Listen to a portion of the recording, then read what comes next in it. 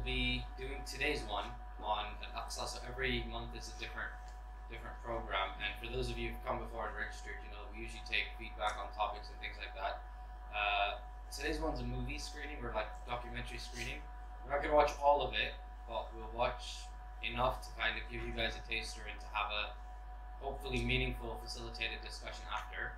Of course, the core of the qiyam is the qiyam itself. So we'll be doing that after for about 30 minutes, inshallah, with a few qurra and then du'a qunut. We'll be specifically making du'a for Aqsa.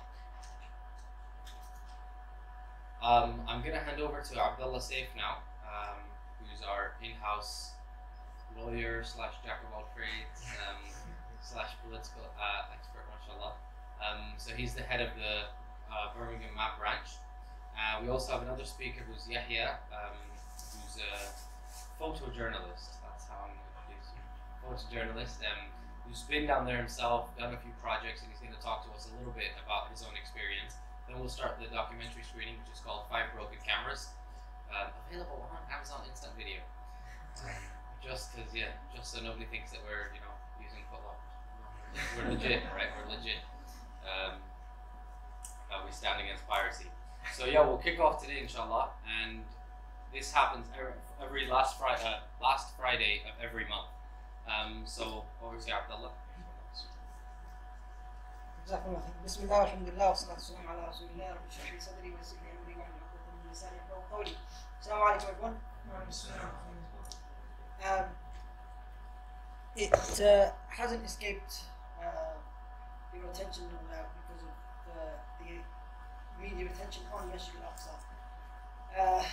And it seems that there isn't a year that goes by except that there is a flare-up or there is international attention on Masjid al-Aqsa, either once in the year in a big way or twice, or there's the odd skirmish here and there that really kind of focuses our attention on Palestine generally, but also focuses our attention on Masjid al-Aqsa. And I gotta confess that for me growing up, Masjid al-Aqsa and Palestine, so I was born in the 80s, raised in the 90s and in the noughties as it were, and Masjid al-Aqsa was, to me, a political issue. I only ever knew it as a revolutionary thing. I only ever knew it because of demonstrations. I only ever knew it as بالروح بالدم نفديك يا أقصى. I only knew it in that kind of way.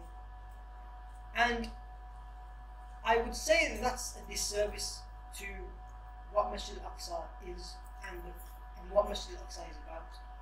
Because when you relegate an issue to politics or political cause, you only care about it when it becomes an issue, effectively. In December last year, I was honored to go to Masjid al-Aqsa and see it myself, and I guess nothing that is said, that is presented, no placard that is held, no even talk that you go to really can really do it justice than stepping foot in that incredible realm. Because aside from the politics, and it is a political issue, it's a matter of right and wrong, it's a matter of injustice and justice, it's a matter of oppression and the oppressed. Of course it's a political issue, but it's so much more than that. It is a matter of your faith, because Masjid al-Aqsa, and if I was to open it out as a pop quiz, you would know its place in Islam in theory. Ula al-Qiblatain, the first Qibla, the second house built for the worship of Allah after the Kaaba, the third holiest site in Islam, Ard al-Mahshar, the gathering place where Allah subhanahu wa ta'ala gathers humankind for Qiyamah. You know it's the land of Isra wal-Mi'raj. We know all these things. And that relationship that we have with Masjid al-Aqsa on a religious sense actually goes to the core of what I just want to kind of introduce Masjid al-Aqsa as, and it's not a pillar of your faith, it's a part of your Islamic identity. Masjid al-Aqsa is part of your Islamic identity. It's not part of your political identity, it's part of your Islamic identity first and foremost. Because Ard al-Isra wal-Mi'raj, Ard al-Maqdis, is a place that is loved by Allah. And so as a believer, you love what Allah loves, and you hate what Allah hates, and you love justice, you hate injustice, you love the blessed land, you love the sha'air of Allah, the sacred places of Allah, the holy places of Allah. You love them because Allah has made them blessed, and so you seek closeness to Allah through your love of these places. Masjid al-Aqsa, I could probably give them a presentation of my little kind of clips and stuff like that, but it would have just turned into something like a kind of a touristy video, yeah. And I didn't want to pollute what today is about in that kind of way, and which is why, alhamdulillah, Yahya is here to kind of really give a sense of what the struggle of Palestine is really about, and we'll get to see this documentary, parts of it, by Imad Bernat, who I had the pleasure of meeting a few weeks ago at the Palestine Expo, and watching this documentary with him there, and asking him questions about his own family and all these people in this video. So I don't want to take too much time, but like I said, the theme of this session today is recentering Masjid al-Aqsa in our hearts. Masjid al-Aqsa, we care about it, it's in the fringes of our care, yeah. When it comes up in the media, then we bring it into our attention. But the idea is that sessions like today and programs like this are supposed to recenter it and bring it back to where it's supposed to be, as part of our Islamic identity, more than it is just of our political identity. So with that, I'll hand over to Yahya, inshallah. We're going to host Yahya. Yahya, inshallah, is going to give a small presentation, and then we'll watch the documentary and open up for discussion. Assalamu alaikum.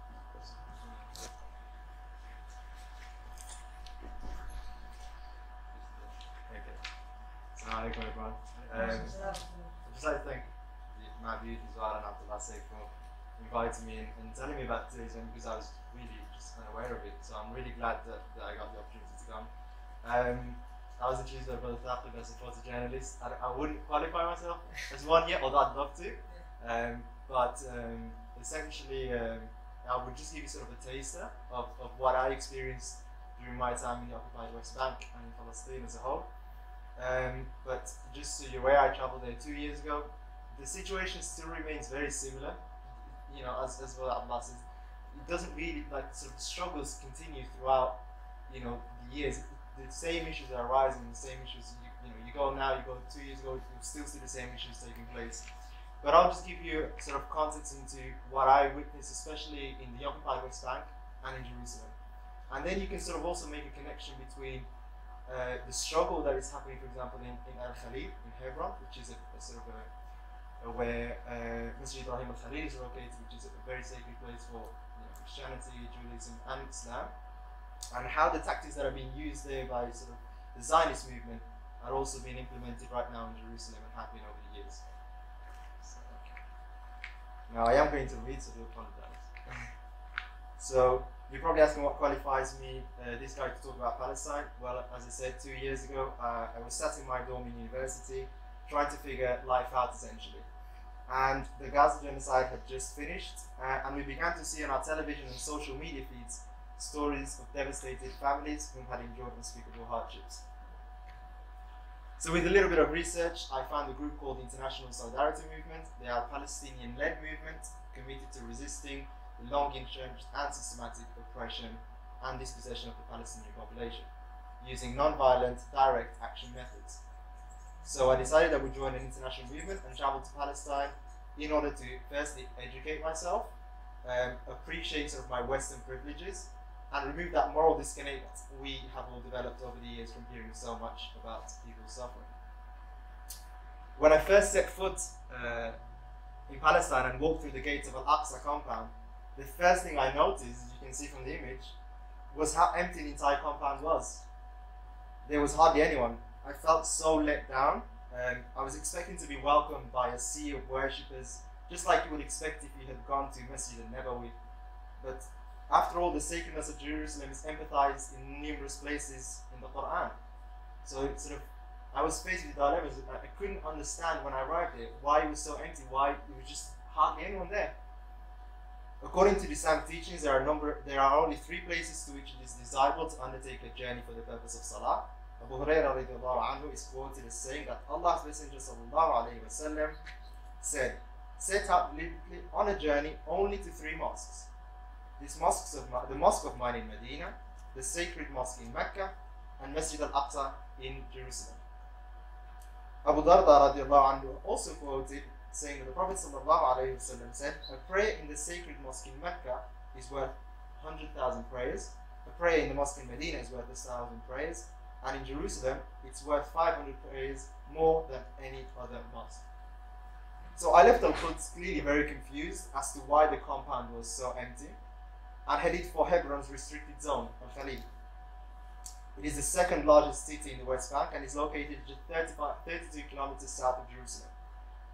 Now, Hebron is a sacred site for all three Abrahamic faiths, Islam, Christianity, and Judaism, due to the belief that the biblical prophet Ibrahim and his wife Sarah are buried together with Ishaq, Yaqub, and other prophets in the place where we know as Masjid Ibrahim al-Khalil.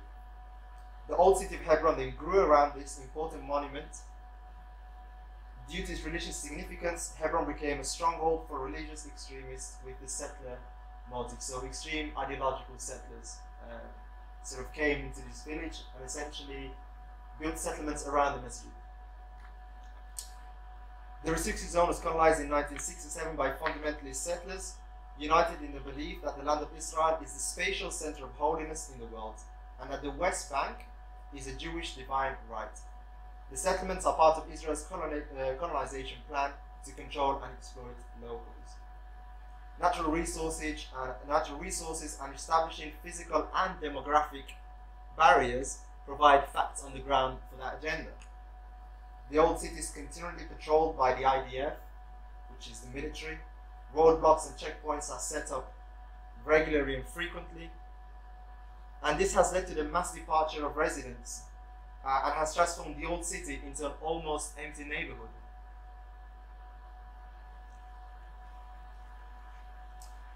Now, through understanding what had taken place in Al-Khalil, Hebron, once the beating heart of Palestine, I began to make sense of the strategies being employed by the Zionist movement to similarly empty out Jerusalem and Masjid al-Aqsa.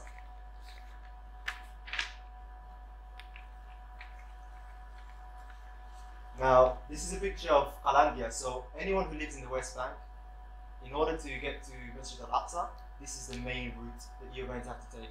Now, I took this picture on the first Jum'ah of Ramadan, and it just gives you a sense, and now this picture was taken at 5:30 in the morning, and it just gives you a sense of sort of the need and how difficult it is really for people to get through. You can't see any men, firstly because men's sort of entrance is separate from the women to get through the checkpoint, but second of all, most men are not allowed actually to go through. So the notorious Qanada military checkpoint erected by the Israeli army to separate the West Bank from Jerusalem has drawn a famous reputation over the last 14 years. Because of its daily suffering, it brings to thousands of Palestinians who have to pass through it for work, education, or to pray in Masjid al-Aqsa. Thousands of Palestinians from Jerusalem and the West Bank cross the barrier on a daily basis, but the West Bank residents must obtain a special permit issued by the Israeli military to enter Al-Quds. The Israeli separation wall isolates several neighborhoods which were once part of Al-Quds, Jerusalem. This increased the Palestinian suffering and forced them to use the checkpoint to travel every day. Not only this, but the checkpoint itself is incredibly intimidating and difficult to cross. All parts of the Zionist strategy to deter Palestinians from crossing and isolating them from Al-Aqsa. So this is all of the entire strategy to try and make it difficult for the Palestinians in the West Bank who are living outside of Jerusalem to actually get into Masjid al-Aqsa and Jerusalem.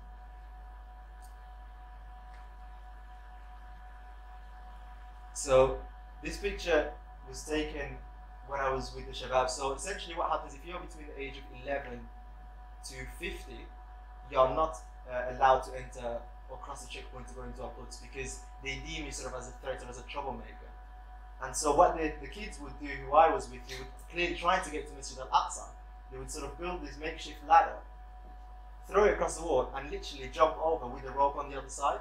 And they would climb until the military would obviously know that was taking place, and then fire tear gas and bullets. And on this, they actually witnessed 2 people who were shot in the leg just by trying to actually just get to the masjid and pray the Jum'ah prayer in Masjid al-Aqsa.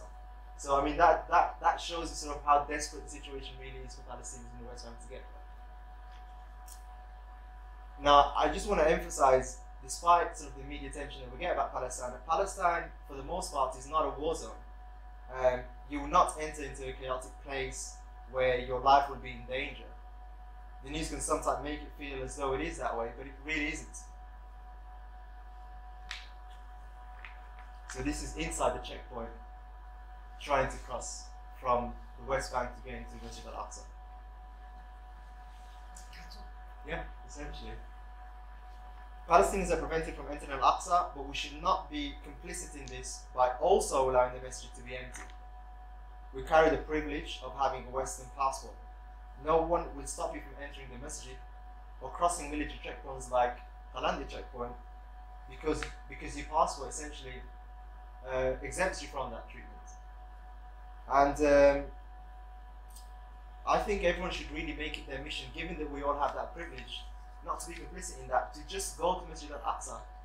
And you know, we know that the Palestinians are struggling to get there, and that's why it's empty. Now, we don't have any issues really going there. We could easily just take a flight and within half an hour from landing, from either in Israel or in Jordan, we can be in Al-Quds. So I think really the whole point of this is just to show you sort of what has happened in Al-Khalil, how the sort of the movement that has been taking place there for over 25 years right now has emptied essentially the entire neighborhood, and how that same strategy is now implemented in Jerusalem and in Al-Aqsa. And I think that's why really it's important for all of us to not just look at the negatives of the news and not, you know, it isn't completely safe, but it isn't dangerous at the same time. There's nothing to fear for, essentially. And I think we should really try to make it our mission to just go there and just be in that blessed land, essentially, as Brother Abdullah Saif said, that, you know, it is part of our identity and we should not neglect it. So that's all from me. Jazakumullah khair. Absolutely. So this is where, so I didn't want to go into too much detail into that, but essentially going through, I flew from London and landed in Tel Aviv. Now, what you have to do is have a special itinerary, so like a fake itinerary of what you're going to be doing. I stayed there for a month, and because I was traveling on my own, I had a Muslim name, and I clearly look Arab. You know, I would automatically fit into the troublemaker and could be deported. So essentially what I did is I made a fake itinerary, booked hotels, which I wasn't going to go to, and I booked a return flight just 5 days after arriving. Clearly, I wouldn't catch that flight back, but you just have to be clever in that sense. You can travel just with groups. There's a lot of tour companies that take you to Masjid al-Aqsa with groups. That's a lot easier to do.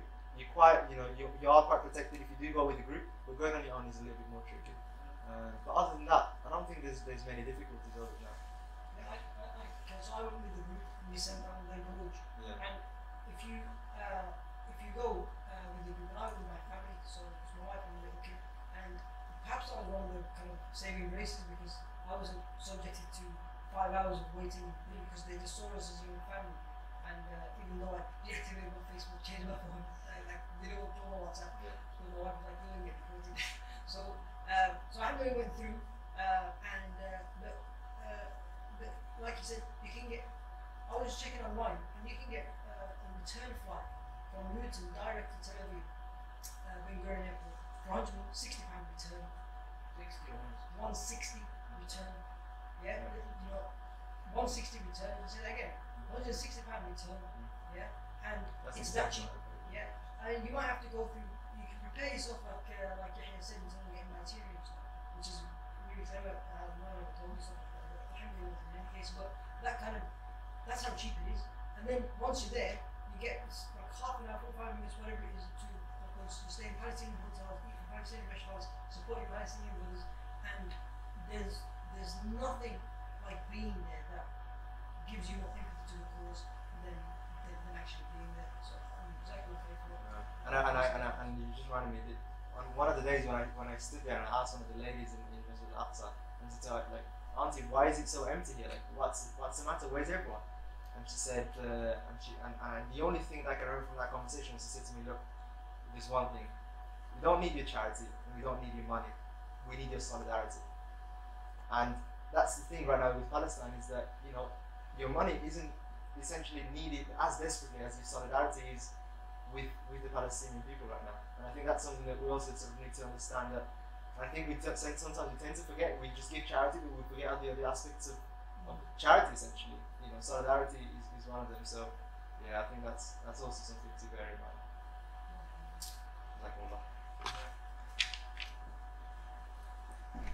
We'll do a quick kind of 30 minutes of watching the documentary, and after that we'll have like a discussion, a facilitated discussion that Brother Abdullah will lead, inshallah.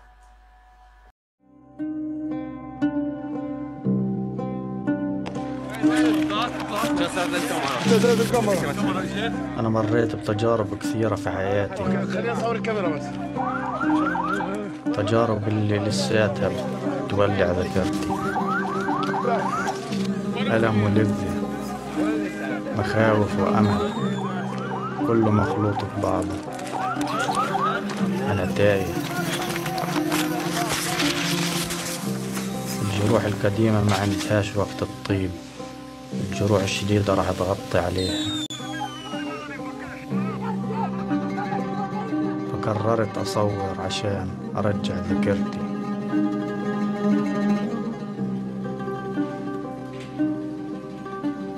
هذول هم ال5 كاميرات تاعتي، كل كاميرا مرحلة في الحياة.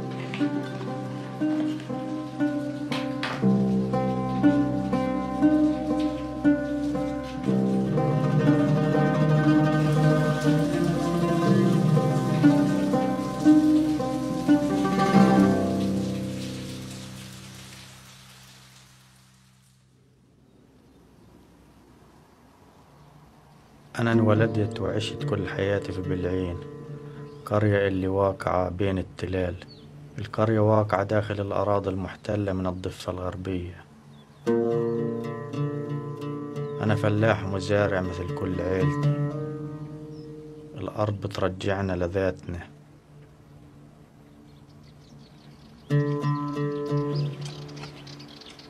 لما كنت صغير كنت أروح أشتغل في الأرض مع أبوي ونلقط زيتون. بذكر مرة ما كنت بدي ألقط، قام أبوي ضربني بالعصا على راسي، قمت شردت.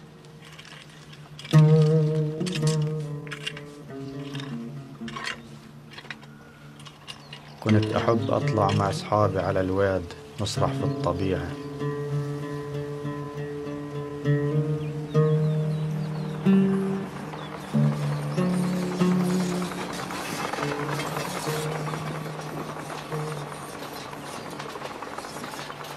في مرة اجى مهندس إسرائيلي يعمل كاسات عشان يبنوا جدار فاصل في وسط أرضنا.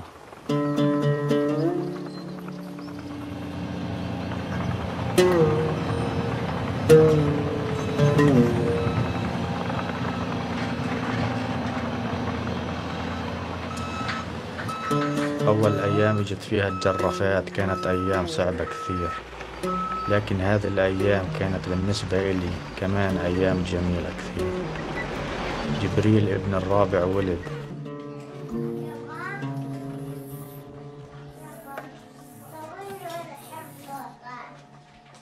حصلت على أول كاميرا وهيك كنت أقدر أصور جبريل.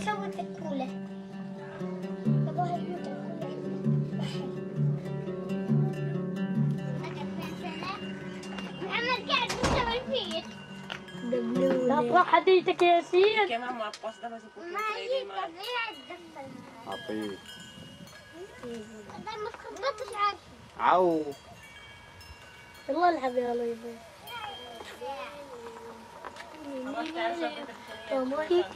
شوية جبريل. هذه عطنا الصورة يابا. أنا وزوجتي سرية عنا 4 أولاد، كل ولد من أولادنا أجا في مرحلة من مراحل حياتنا، وكل ولد عاش طفولة مختلفة عن الثاني.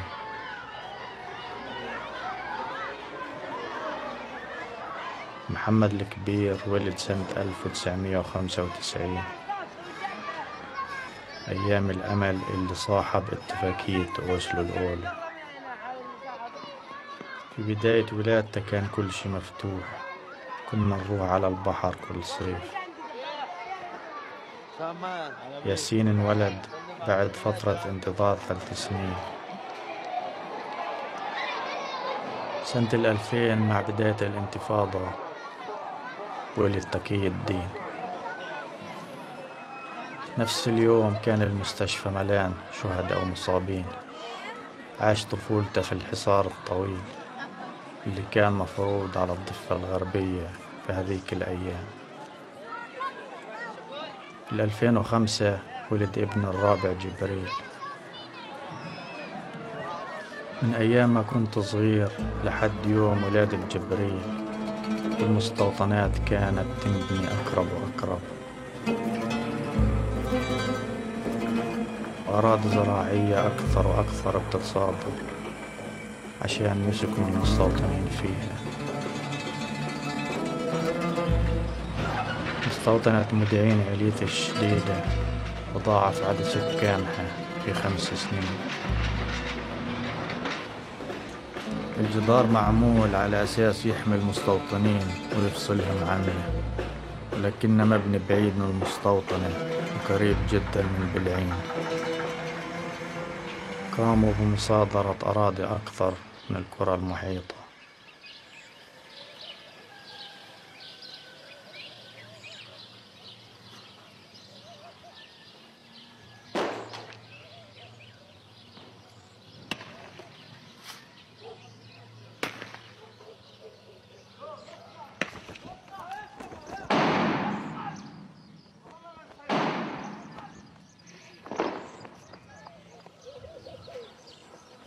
خليش الأولاد يطلع اليوم عماد، ملان جيش في البلد.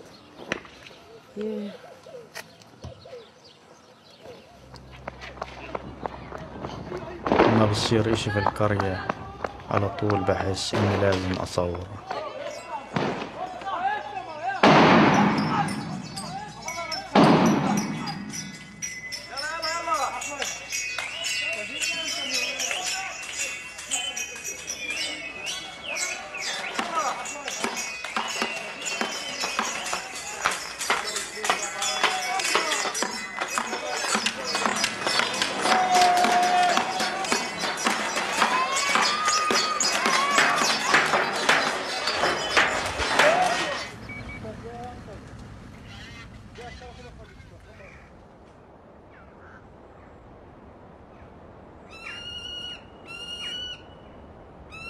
ولا مرة كنت أحلم إني أعمل أفلام،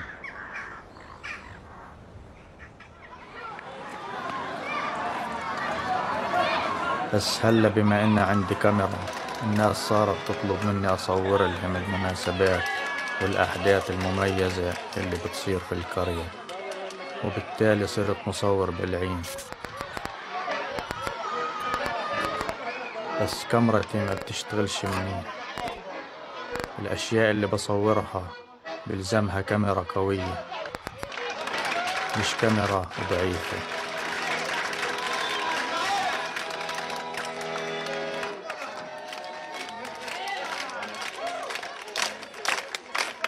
هذا اللي على الأرض صاحب الفيل.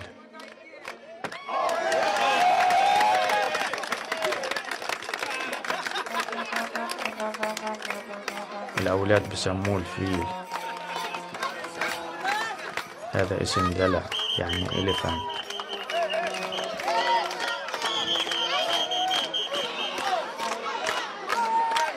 دايما بشوف الفيل بلف في البلد والأولاد حواليه، أنا بعتقد إنه الأولاد بيحبوه كثير لأنهم بيشوفوا فيه أمل وسعادة كبيرة اللي من الصعب نلاقيهم عند الكبار.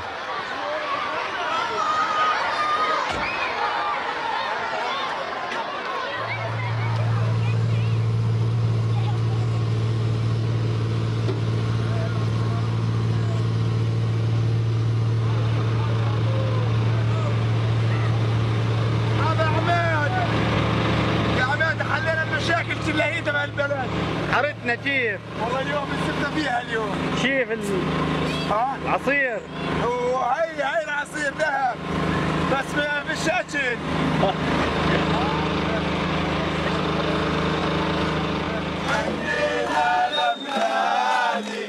احلى الاغنيات. لما بيجي الخريف بنروح على لكة زيتون في أرض ماء اللي واقعة ورا مسار السياج الفاصل.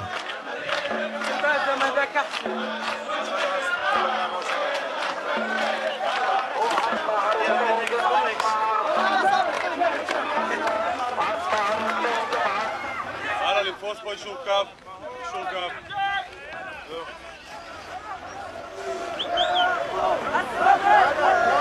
لا ثلاث باي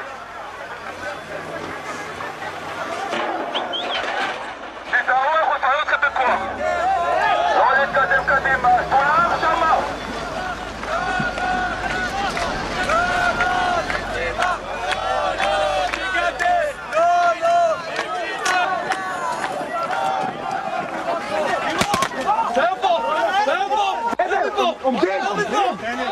أنا مرتبك، شايف أخوي رياض بنضرب من هاي الناس، عم بخدني وقت لحين ما أنتبه إنه هاي وحدات خاصة من الجيش الإسرائيلي متنكرين بزي الفلسطينيين وحاشرين حالهم بيننا عشان يعملوا فوضى.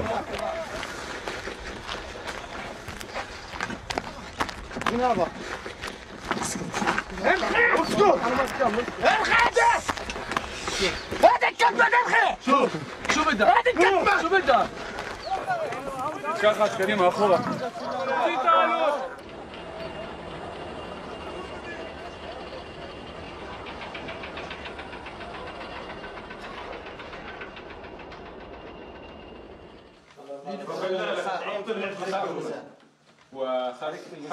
بنبلش ننظم مظاهرات مع الناشطين الإسرائيليين اللي بنضموا إلنا. שהם סודיים, שהם לא יכולים לתת לכם, כי זה דברים שחשובים לנו בשביל לתת בתור דרישות.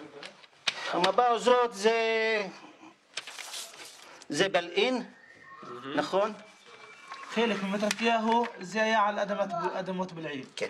והחלק הזה מקריית ספר הוא על אדמות בלעין, ועכשיו התוכנית החדשה היא בו.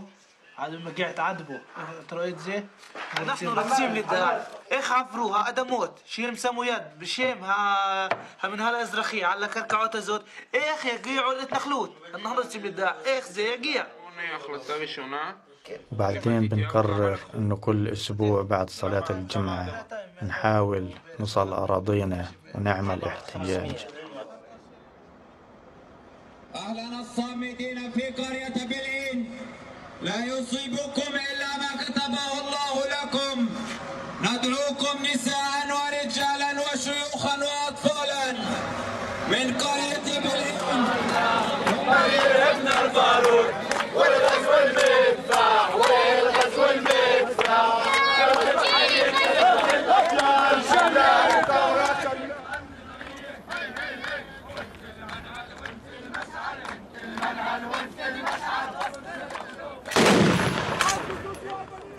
ده ما شلانه ما كنتي يا زر رخاء زي كفار كتان كتان ما تخشوي الا خيم لب الا خيم مشبخه كل اخذ من خيم يوديها زياده ماشي البلعين اتم كنبتم هذا مشلوه شلانو لا يعسل كاخه أنا أكيد لكل أخذ كل خيم أنا أكيد لخيم. هذا أديب. تعمدوه بالشكل. أديب هذا دايما بتحين الفرص عشان يعمل مشهد.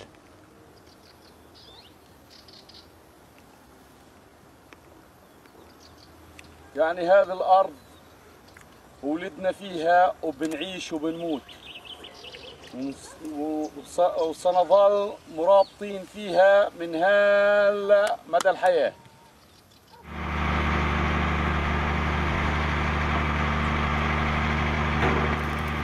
الشغل على السياج الفاصل مستمر بدون تأخير، لازم نضل متماسكين.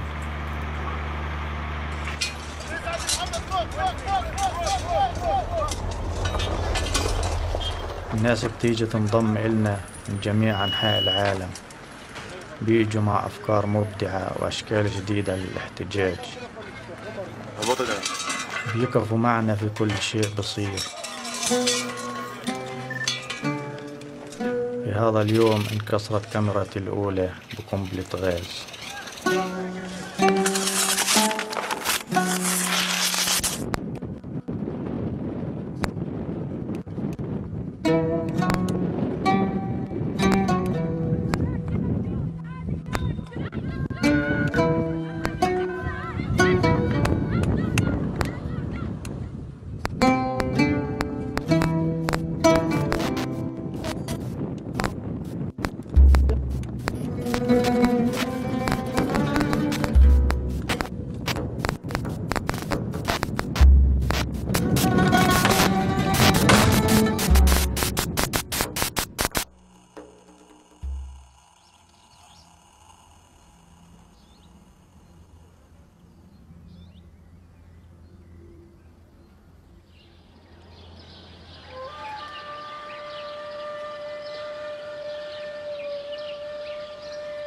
فيش عندي دخل أو عمل دايم مثل ناس كثير في البلد، رزق من الأرض.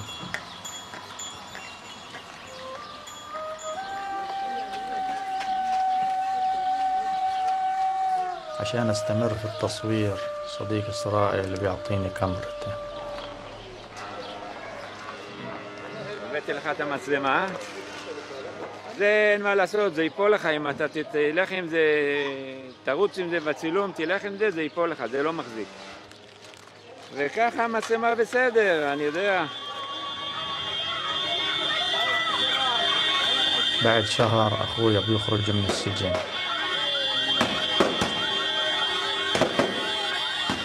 هو أول واحد من اللي تم اعتقالهم من وقت ما بلشنا بالتظاهر.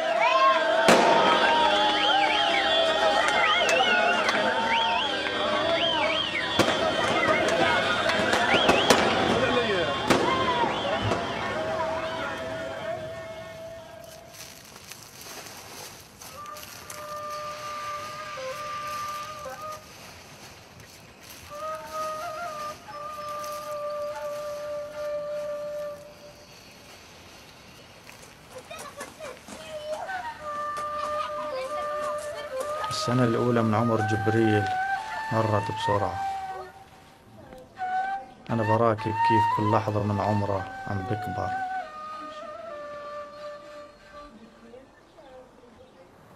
أنا بنظر لجبريل من خلال الكاميرا الشديدة، بحاول من خلال عينيه أكتشف العالم.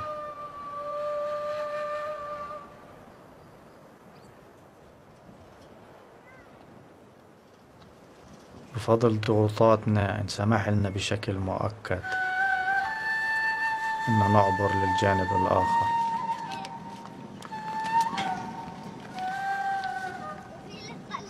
يلا تعال.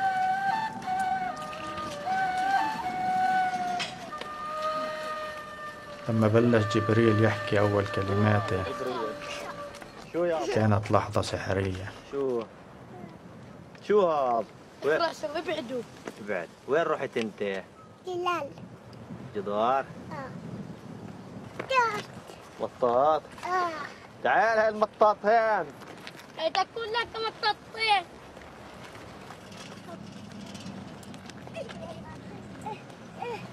ابعد ابعد. الرينج الرينج خفي.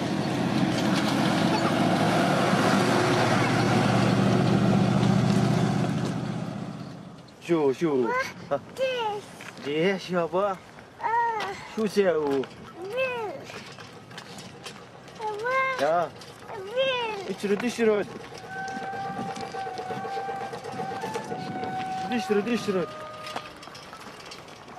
نمشي على إيقاعنا الخاص بخطوات صغيرة في الوقت اللي البناء فيه عم يلتهم أراضينا.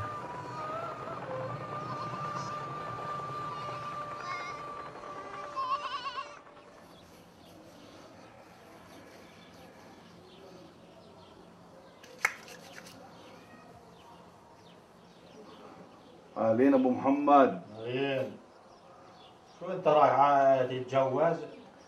أيوه وبدك الصراحة يعني اليوم المصيرة هاي اللي بتصير في بلدنا أحسن من الجيل هسه.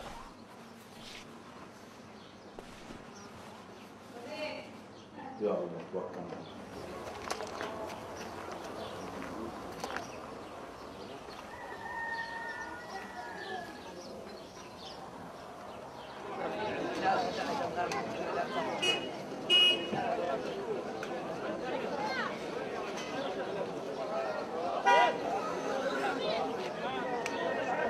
Everybody welcome to Palestine, all the groups, Spanish group, French, Germany, everybody who's participated with us. ضال بالعين عم بصير رمز من رموز المقاومة الشعبية حول العالم. بنتجاوب مع كل اللي بصير من أحداث سياسية مثل الاجتياح الإسرائيلي للبنان سنة 2006. أديب الفيل دائما في الصف الأول من الاحتجاجات.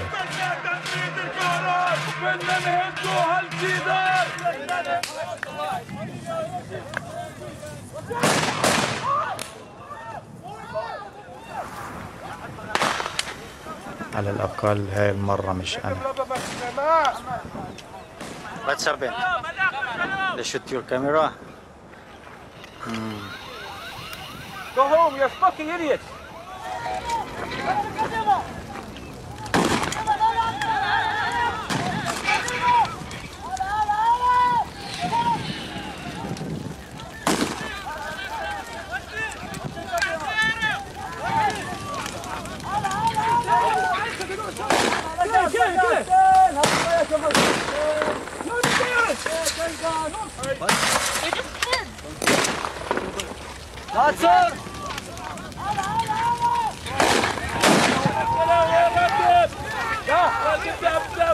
اسعاف اسعاف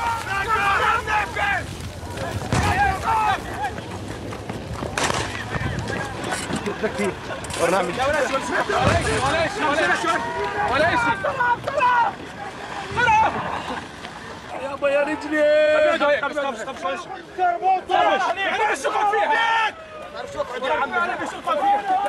الله رجلي راحت عبد الله رجلي ما هو جيب الثاني ادخل يا عيال ادخل شو هذا شو قتلتوه ذبحتوا الزلمه مات الزلمه شو هذا لا ما كاخه ما شو قايم انت ذبحت الزلمه ذبحته يا انا قاعدته قاعدته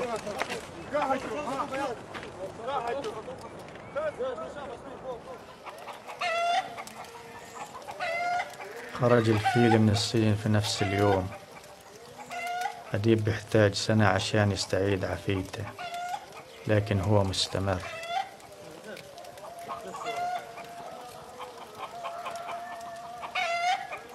أنا والفيل وأديب نختلف عن بعض. خلال فترة المظاهرات ضد الجدار العازل قدرنا نبني علاقات عميقة كثير بيننا. بشوف من خلال عدسة الكاميرا ثبات أديب وروح فيل الحلوة، الاثنين عندهم طاقة قوية للحياة. فيل هنخوم ورضين شنو من الخوم كيف يوم كان مطر كان شمس كل يوم بيطلعن على التين. ليش طيب بيطلعن على التين؟ ليه بيطلعن على التين؟ والله إن حرات.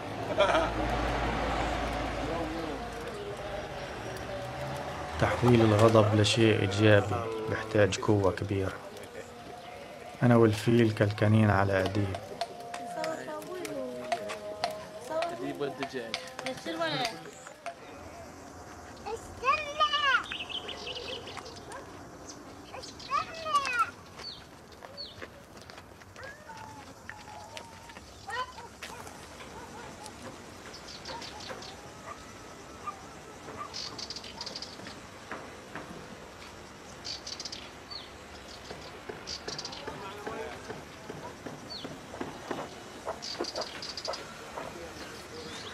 محمد ابني الكبير بحب يصورني بالكاميرا.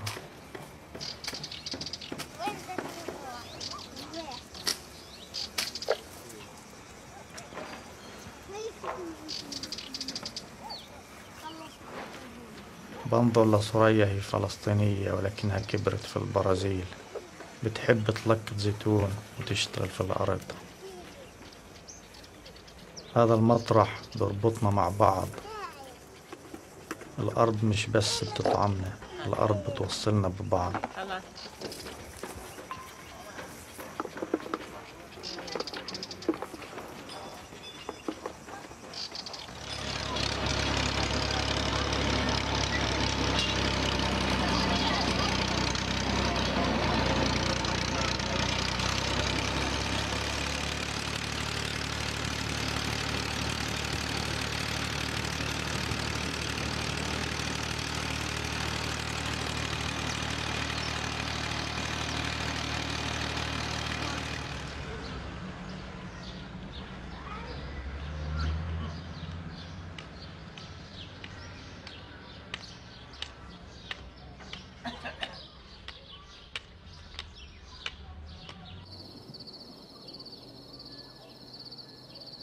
علشان إسرائيل تقدر تحتل أراضي تستخدم أساليب كثيرة.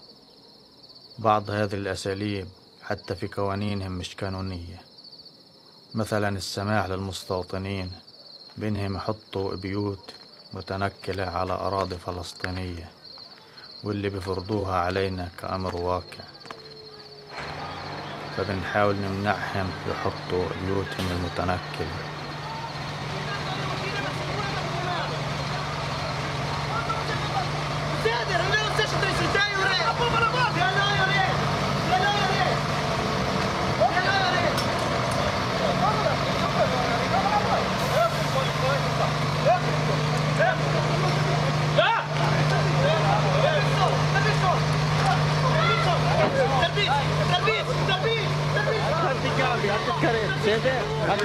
אני אתבע אותך, אני מכיר אותך, הנה, אני אתבע אותך. אנחנו זה לא אלימות, אל תשתמש באלימות, בסדר? في النهاية بهاجمونا كلنا.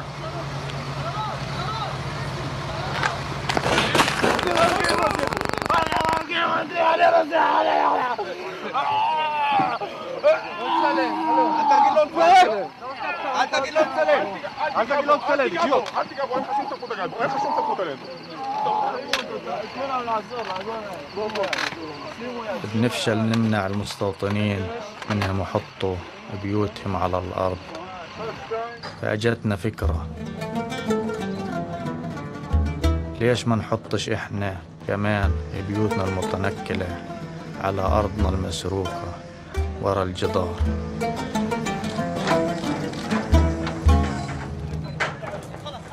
وش ملكنا؟ صدق حالك انت الثاني. اقعد خليه يسوي.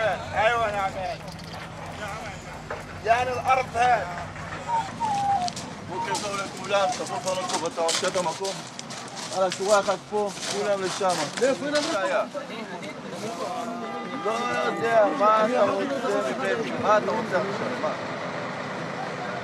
ما طولوش حتى شالوه.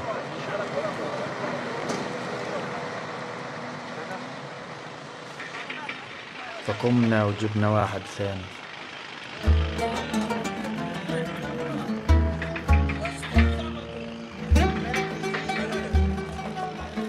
لكن هاي المرة بعد ما دخلوا وسكروا على حالهم من جوا.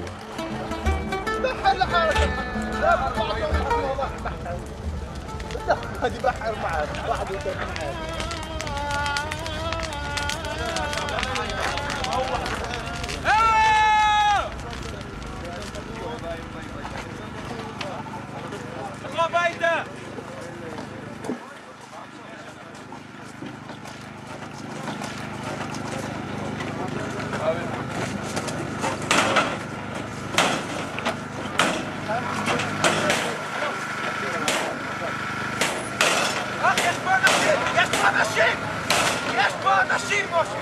وشالوا البيت المتنكل الثاني.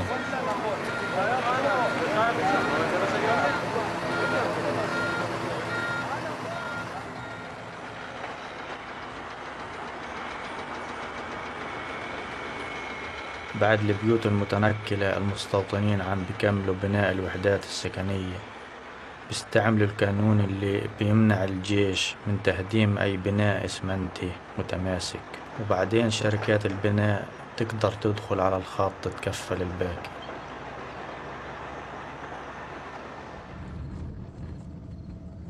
فقررنا إنه نستعمل نفس الطريقة عشان نحمي أرضنا.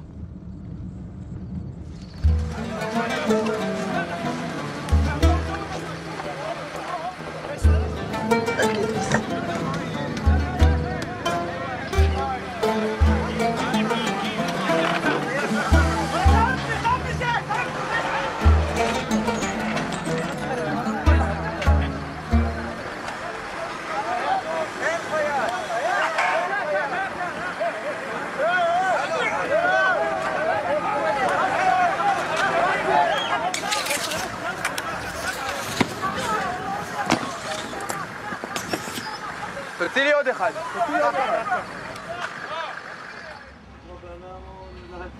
ضبيع يا ضبيع، كيف النوم بالغرفة الشديدة؟ ربيع كيف النوم في الغرفة الشديدة؟ منيحة؟ يلا قوم هيجوا الجيش. قوم هيجوا الجيش قوم.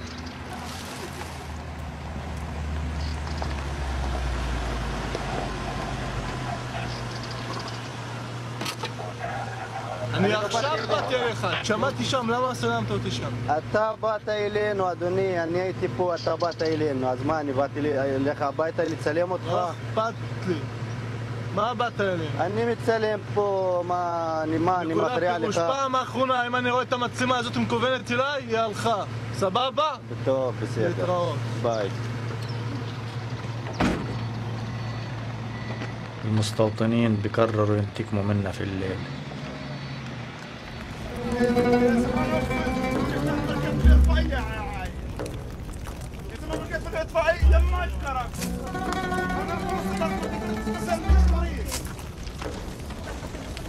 المستوطنين حركوها وهذول خونة.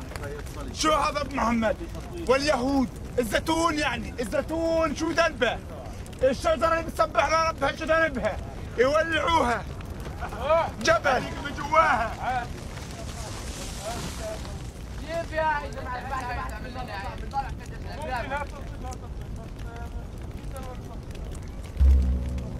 صريخ لشتيل زي بقى ماشي لانو سو لو لقدير ما قدير زي ليش تمسك لي كلام اوكي؟ اجاك للشيكت اكيد زي هلا يعني قلت ولا قلت لا بدنا نصلح وتكبر ونوجه منها زيتون. بدنا نهدك يا الجدار، بدنا نهدك يا الجدار، بدنا نهدك يا الجدار، بدنا نهدك يا الجدار. لا لا للجدار، لا لا للجدار، لا لا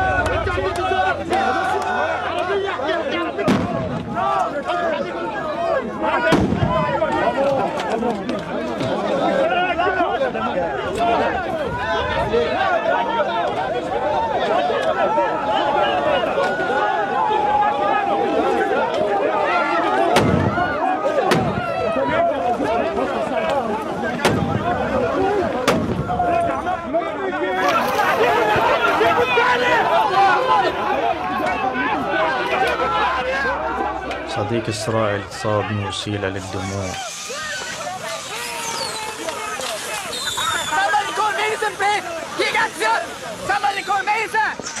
قبلت بطنين اسعاف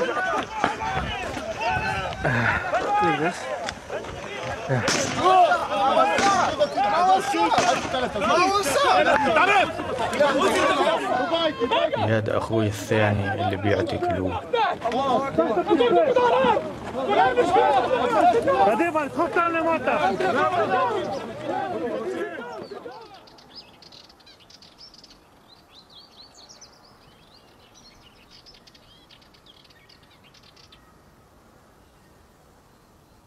هاي قصة ملهاش نهاية.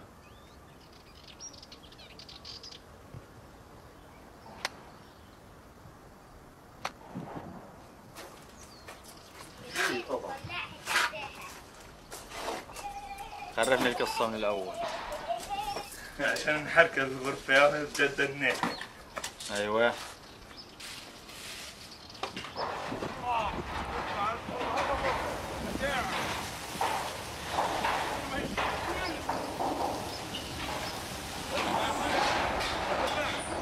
أنا معجب كيف فيل وأديب بيقدروا يرفعوا معنوياتنا لما نبلش نفقد الأمل.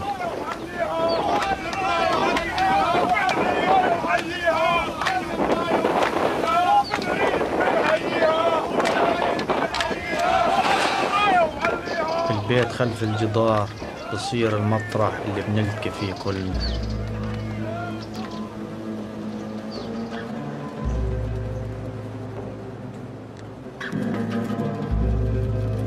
أنا بطلع على الفيل وجبريل في إشي بربطهم ببعض، إشي أقوى من إني أقدر أشرحه.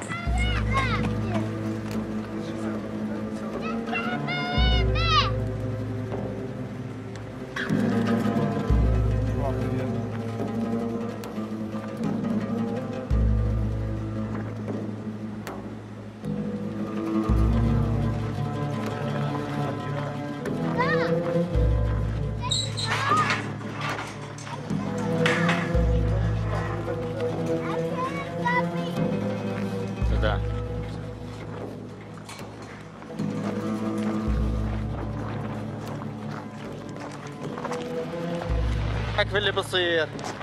والله اللي بصير هذا يعني شو بدك تساوي؟ ابوك شوف الارض اكل يا استاذ عماد. يعني عمرهم برجعوا الجزائر قاعدين اذا رخصوا المستوطنه خلص يعني شل مشاكلنا على الفاضي يعني بدي اقول لك يعني. اطلع قول يا الله.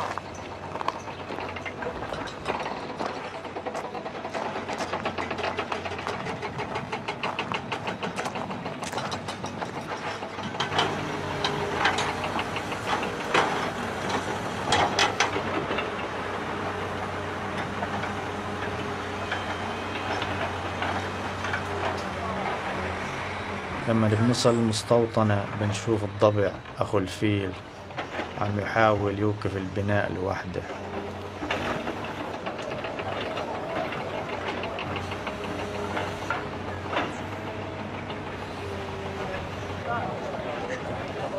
الضبع مش شكله قلقان كثير.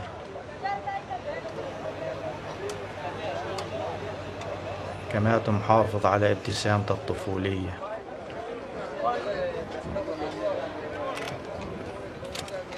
أنا دفعوا تخيم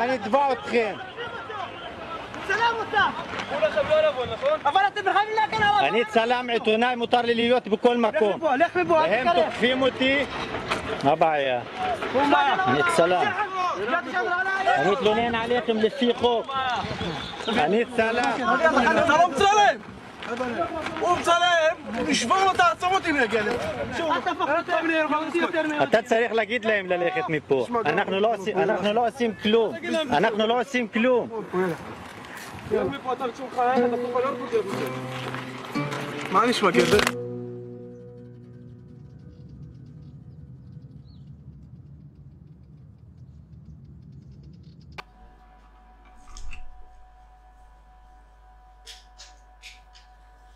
We watched 2 out of the 5 cameras, so inshallah people can continue the movie. We'll have a quick discussion.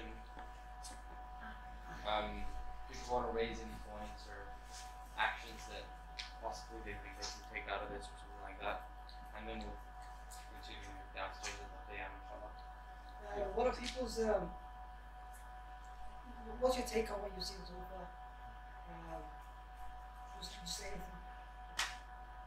Let's just see some interaction. What are resilience? The resilience of the Palestinians. Definitely. What's anyone else got to say about that? I'm sure you can give another presentation about it. What do you guys see from the Palestinians? That was in the video, in the documentary. What do you see from them? They're honestly happy. They seem happy. They're smiling. Okay. What else? They're like just they're just villagers taking on, and they're always taking on like organized army people and like IDF and this kind of thing, whereas they're just some guys, which is pretty amazing. Resilience is a real word. For me, I've seen this before, but seeing it again, it reminds me this phrase of, I think it's Bob Marley who said that, the forces of evil will never stop. So the forces of good must always continue. Yeah, or something along those lines. And you see from these people that it's like we get knocked down, we get again, knocked down, we get again, knocked down, we get again. It's just like one of those kids' toys that just got Duracell battery that just keeps popping back up. And for me, it's a sign of, you know what? I think I get a better understanding of why Allah placed you there. These guys there, not me. You know what I mean? These people are, in my estimation at least, fulfillment of the prophecy of the Prophet when he said that there will be a contingent of Mu'mineen who will be steadfast on the truth, yeah, regardless of the critics of the criticism of the critics. And that's how Ya Rasulullah. Who are these people? Where are they? So the believers are from Masjid al-Aqsa and around it, in Jerusalem and around it. And these people are, whenever you speak to them, whenever I've spoken to any of them in my trip, they just said, we're in Ribat. Ribat, does anyone know what Ribat means? What does Ribat mean? Connection, link. Yeah, that's an extension of the meaning. but it has a specific meaning in this context. It means it's almost like a military term. You know, at the furthest boundary of your area, yeah, it's usually the most volatile, and so the state usually puts their most trusted frontier guards to protect the boundary, yeah, and they're called murabitun, yeah. That's the term given to that soldier effectively, and so they say we're in ribat, yeah, and one of them mentioned it in there. He says this is ribat. You know when he was hugging that tree, and he says this is our land. We were born here. We raised here. We raised our children. We're gonna die here. We are in ribat. He says we're in a position of defending the Muslim Ummah, effectively his land, on behalf of the Muslim Ummah, and it's that, I think, psychology that they have that means that okay, we get knocked down, we get back up again. We get knocked down, we get back up again. We have no choice. This is the tackle, the responsibility put on me by Allah, putting me here, and raising me here. And you know, there's I think there's about another 45 minutes or just under an hour left for this video. You know, we're only 2 out of the 5 cameras that this movie is about, and there is so much more to witness and so much more development of the main people that you've seen in there to kind of build a connection with, and it's really it really is emotive. But I think just for the sake of time and brevity, I've spoken enough as it is. But is anyone else got anything else to kind of say about what they've taken out of this short clip that we've seen so far? We have seen this before. I think it just shows how disconnected it's going to be one of the core focus of this movement to defend that land. It just shows how disconnected we are because we don't know what's going on there on a daily basis. So, based on that, I think that it kind of is a nice segue so that we can just move the conversation on. It's about the conversation should be okay. Tell us. I know what it is. I know its significance. I know the problem. But then me and you, what do we do? Where is our what's our role in all of this? What's our role in all of this? I'm a Brummy living here. I've got thousands of miles away from this place. What is it that I can do? And just to open it up, I think education is an incredibly important first step in that. And it's a case of how you educate yourselves about Palestine and the whole conflict and about its place in our spirituality. So what kind of ideas are there that you think we can kind of we can think of or promote going forward in terms of educating ourselves about Palestine and Masjid al-Aqsa? What ideas are there? I think the whole visiting thing was very because even in the start he mentioned that it's I think Yahya mentioned that it's not in a state of war. Like for them this is normal, and oftentimes because I know people right now are visiting Yemen, for example. At one point visiting Karachi, everyone else was like, oh, you're going to a war zone. To people visiting it was fine, it was normal, and you get a deeper understanding of that reality when you get there. You feel the vibe of the country.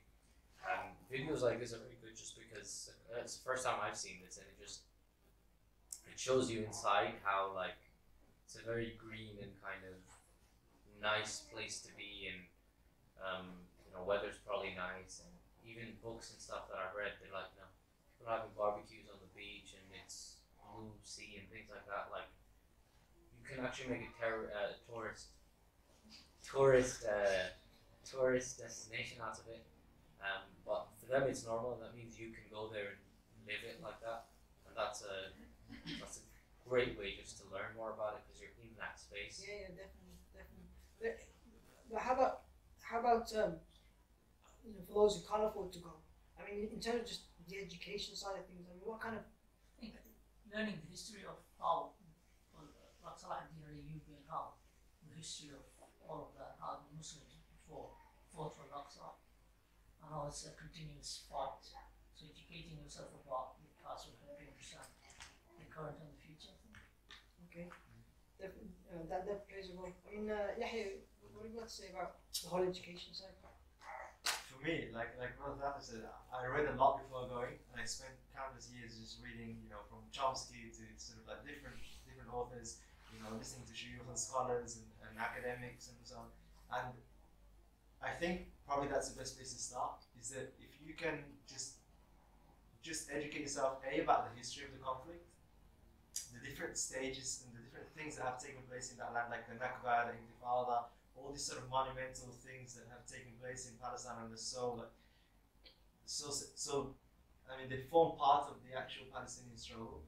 Once you're aware of the Islamic significance of the land and the political significance of the conflict, I think that's a really good start point. And I think, you could start from online webinars to YouTube videos to, there's so much out there.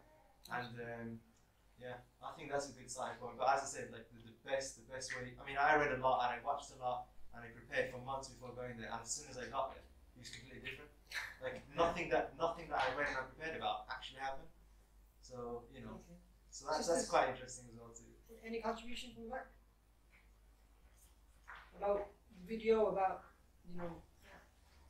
kind of like an interactive way of kind of educating our community, or taking steps to, or anything, or any resources you may have come across that really kind of helped you to kind of get a grasp of what's going on there, what's the significance, anything?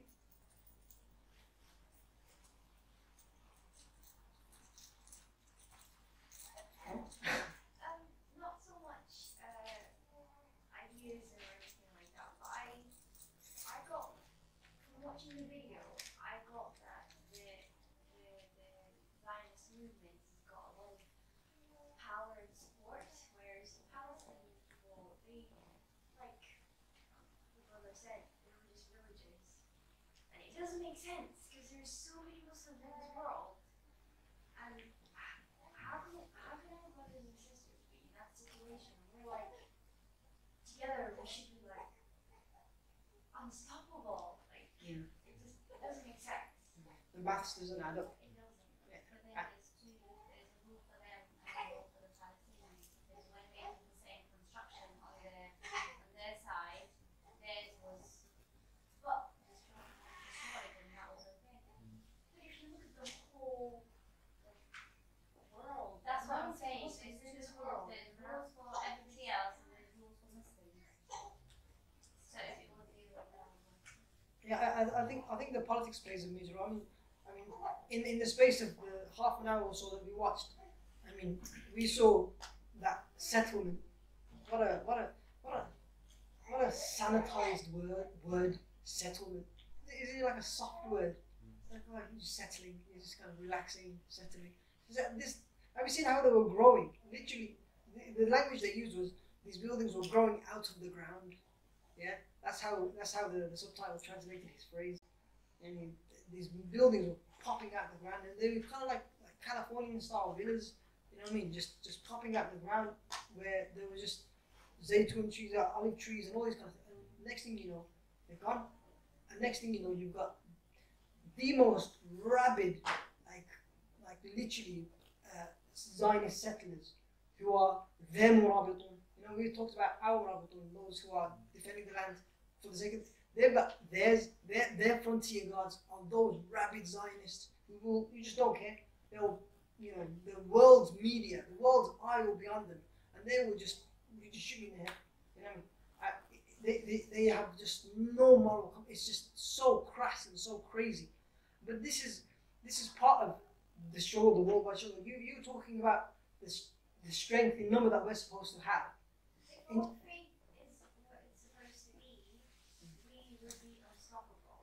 We're just like, oh, knee here, knee here, knee here.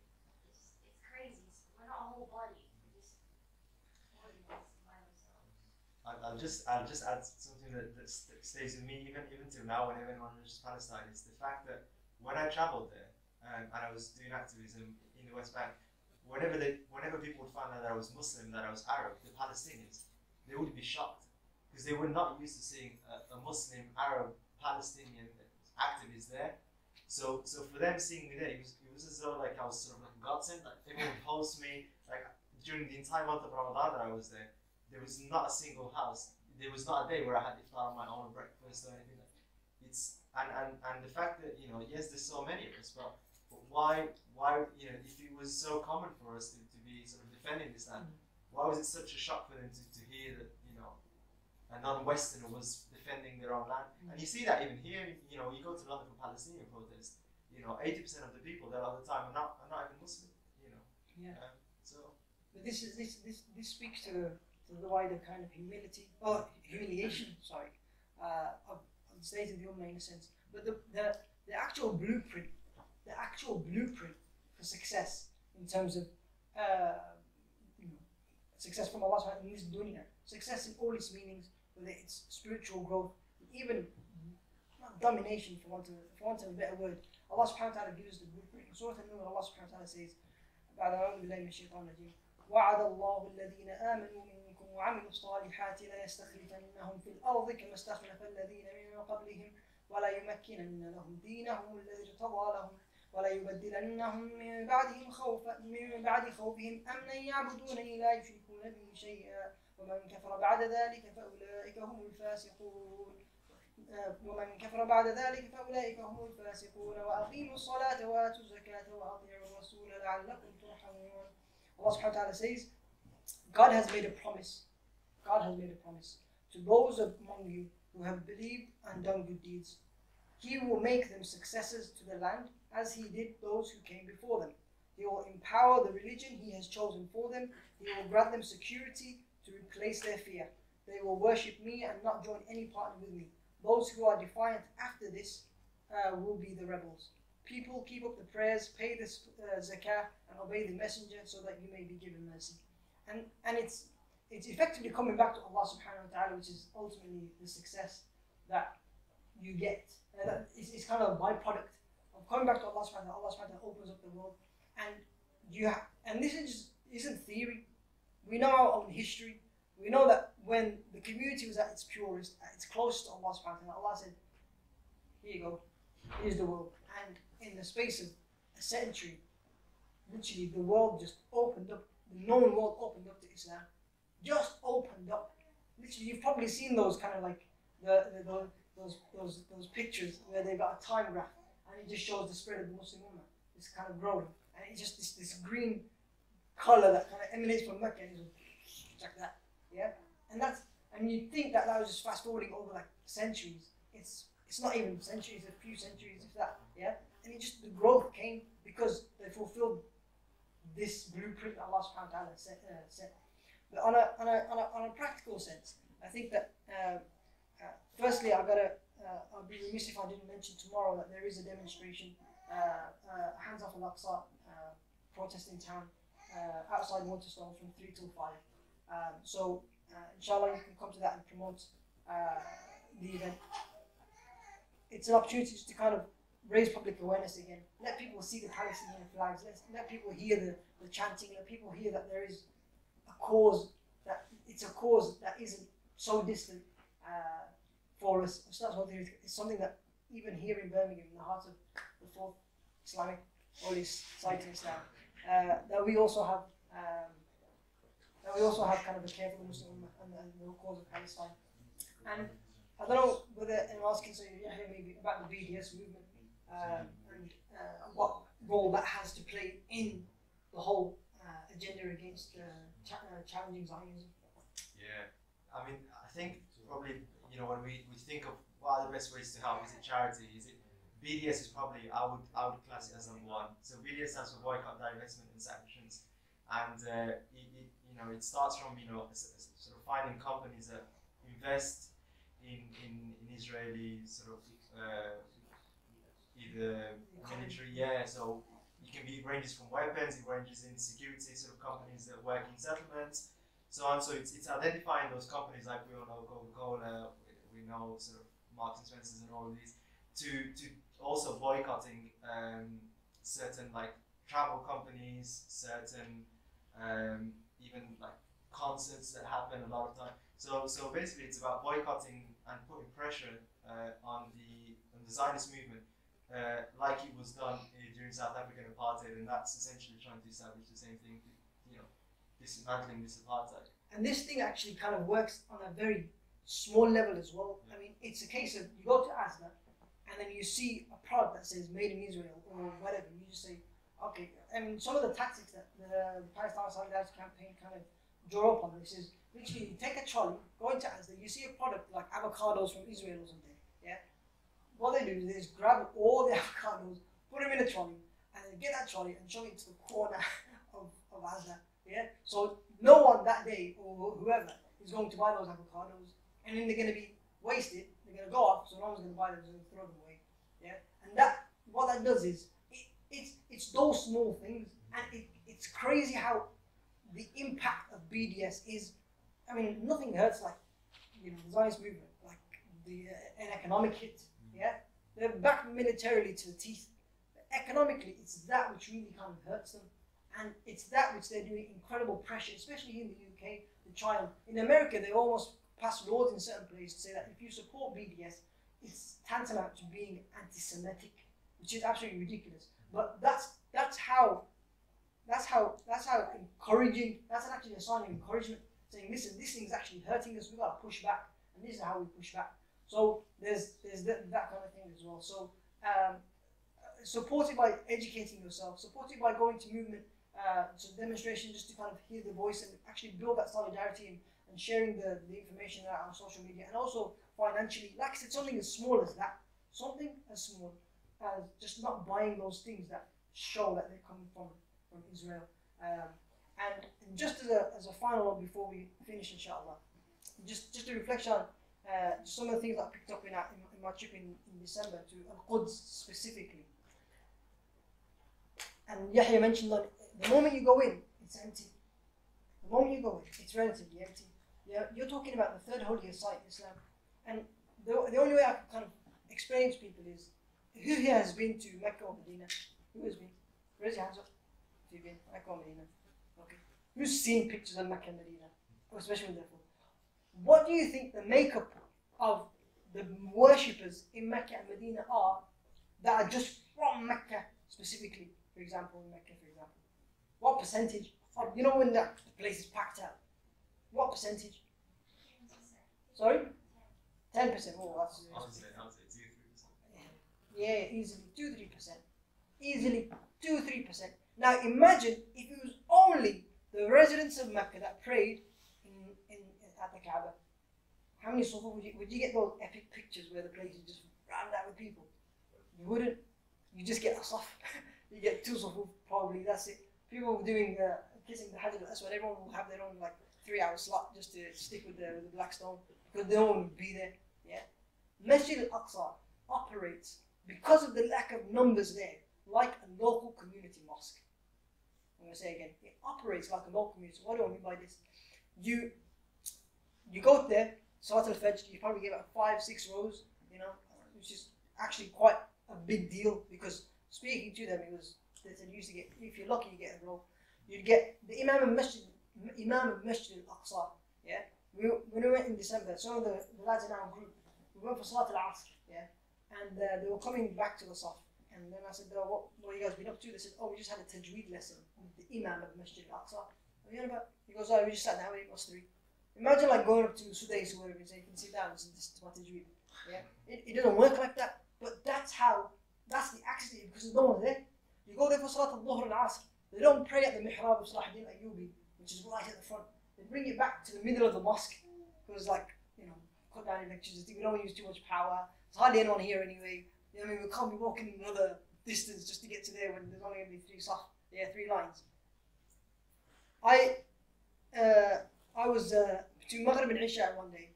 I got to sit down with the Mu'adhin, and I've got the video on my phone, but you won't be able to. The Mu'adhin of Masjid al-Aqsa, his name is Firas al-Qazzaz, one of the Mu'adhin of Masjid al-Aqsa. He's a young lad, he's probably about 33 years old, yeah? And it was the most natural conversation. This is the Mu'adhin of Masjid al-Aqsa. You sit down with him, he's a lad, he's a lovely guy, he's a beautiful soul. You sit down with him, offers you tea, has a chat, what's it like in the UK, about this and that. This thing has been in his family for 800 years, passed from father to son as the Mu'adhin of Masjid al-Aqsa. And you know, and if you go with certain groups, they will allow certain people, even from like the UK, to lead the Salah in Masjid al-Aqsa. They will allow you to do the Adhan in Masjid al-Aqsa. There were people, when I was there was a guy from Bolton, who did the adhan in Masjid al-Aqsa. What an honor. Yeah?